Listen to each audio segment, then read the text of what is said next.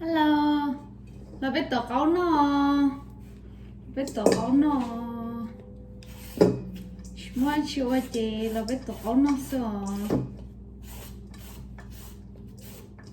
thì biết có tên đó là biết tổ cấu nó là tổ cấu cá cơ hồ,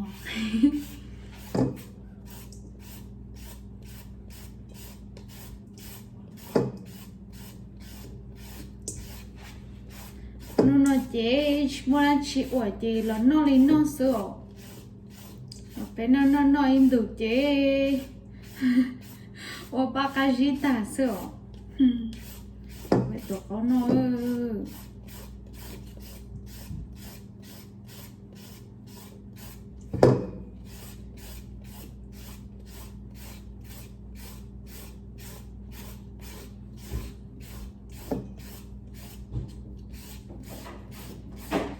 Ok, có tôi tên đồng rồi. Có tôi tên đồng nói ạ. Biết tổ nó đó. Có tôi tên đồng biết tổ nó. Biết tổ à. Tên đồng. Biết tổ có rõ ra.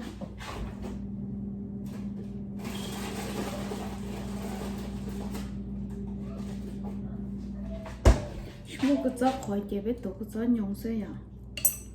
Chúng có rõ khỏi chế biết tổ có rõ nhông xe.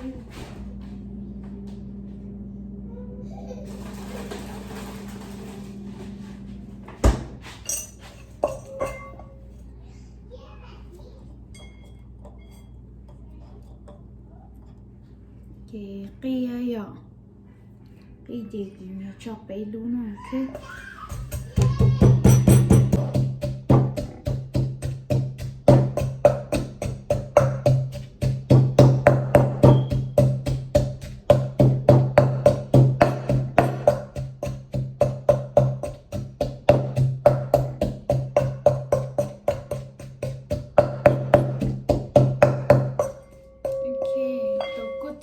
Cái lửa vậy. Ok. Thì cái nào thì cái giờ bài mới cho nó đây à, họ cho nó thôi bây giờ tìm lo bé vụ gì món lư, yeah bây giờ này, yeah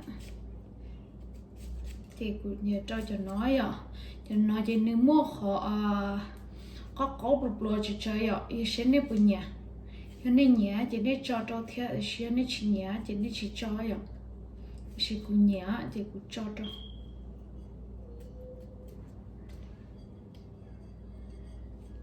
Okay.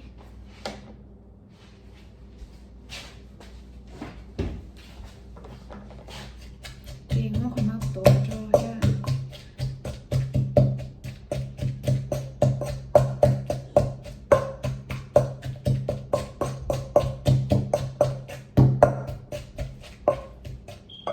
Okay, ta chỉ cũng lại nó cũng cho các bù nó ạ. Cho các bù nó thì cũng mới ở các bù nó cho thế. Thì nói ạ. Cho các bù nó. Ok, nói ạ. Thì cũng mới cho các bù nó cho thế.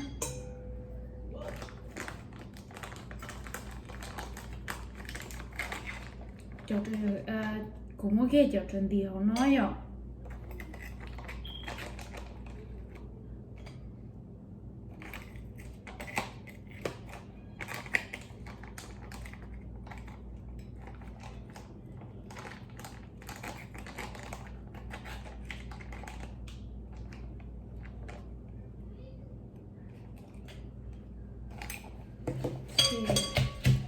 Ta giờ mất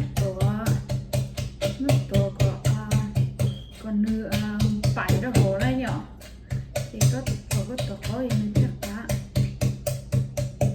khi mà có số tổ cho chơi soi rồi, nhiều tổ cho chơi số tổ cho lúa chè nè, thì có tổ lúa chè nó chè họ có chè nhiều mua họ nên dùng chung nữa này rồi chè lót trong họ á, thì có tổ rồi sát chơi soi. Chị lại xử lý cho vậy.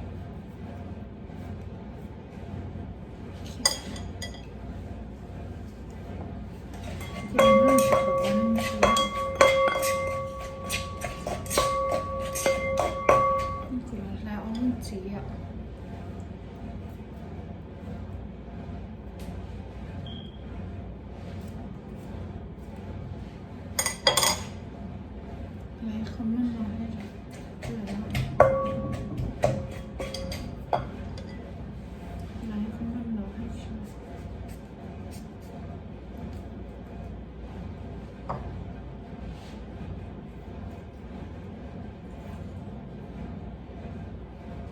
ok so thọ của lái lên là ta ở của bài cô lái rồi ta chỉ của nhà lái kho có ít kho tớ mình chỉ lên nó rồi hả hay nè ok so của lái kho lên nó rồi hả thế nào để nó tớ mình chỉ ok cô cho vào lấy trong nào ok tớ ha ok cho vào lấy mình chỉ cho nó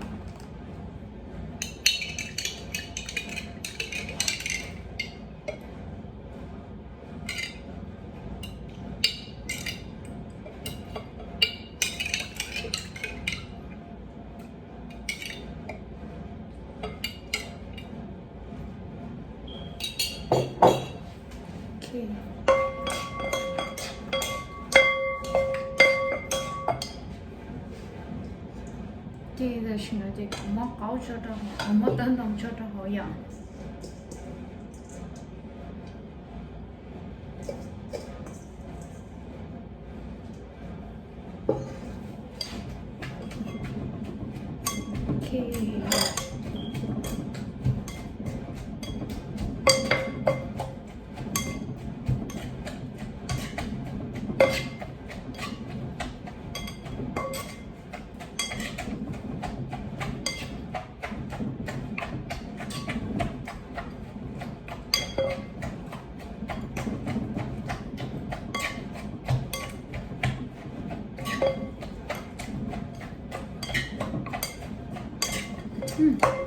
tao ăn gì khác cơ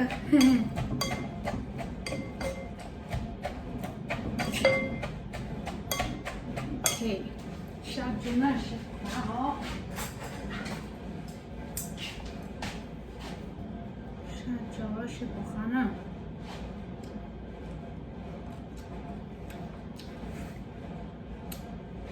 cá cơ liệu cá cơ liệu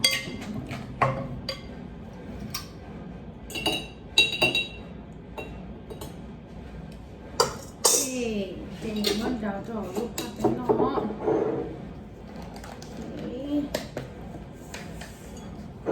lúc phát đến nó nữa ok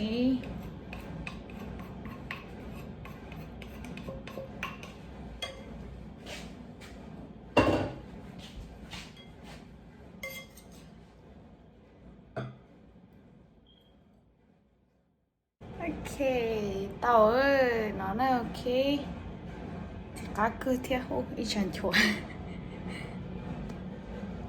ok tao ơi chỉ cá cơ nói à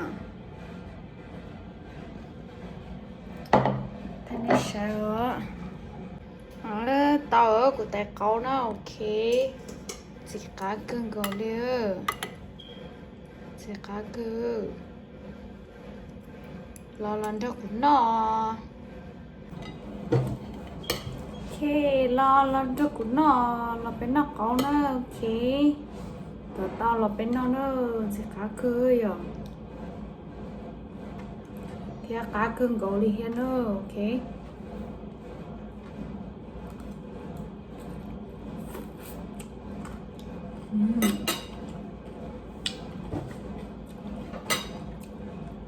cá thiên chỉ mà hú cá cưng rồi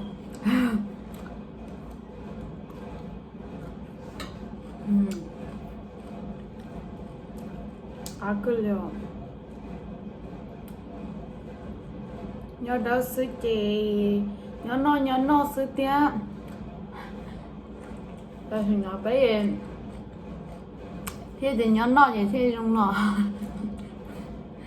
nhỏ thế thì chỉ nhớ nó nó ta bự ra sợ nó đúng không ta vậy ngày bé chết nè ta vậy có phong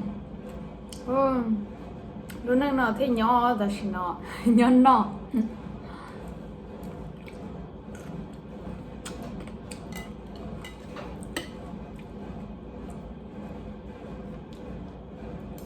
还可以哦，看起呀。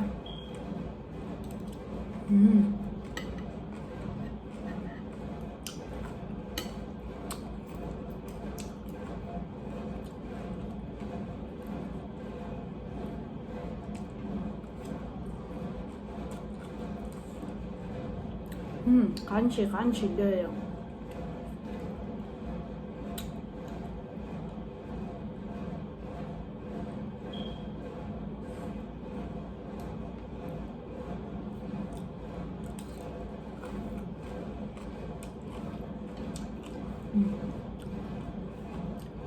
还可以哦，看起的。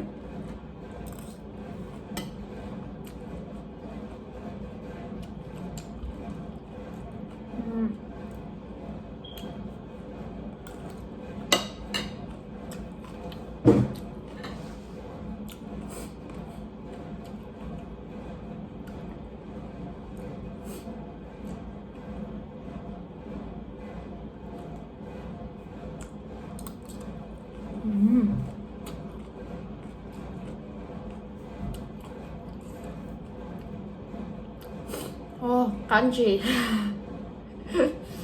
嘎头呀，很进去呀。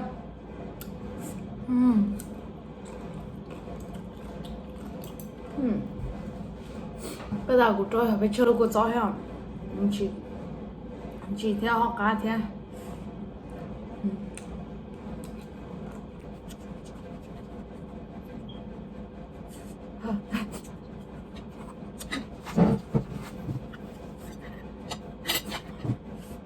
几个跳。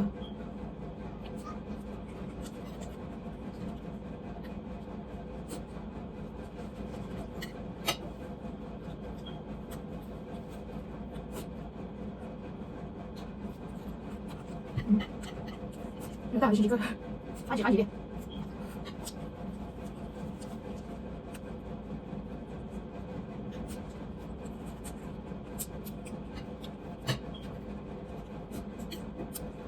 8个月我就去可以跳啊。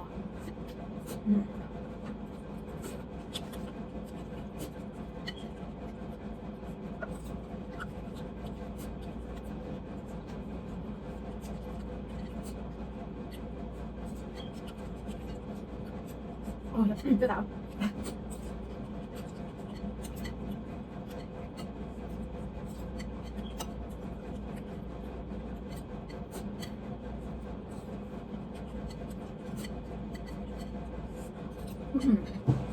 OK， nó tả thì bé học mèo đồ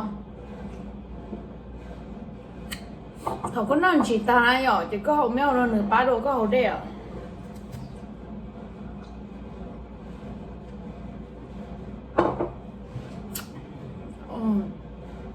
ăn chỉ liệu nhỏ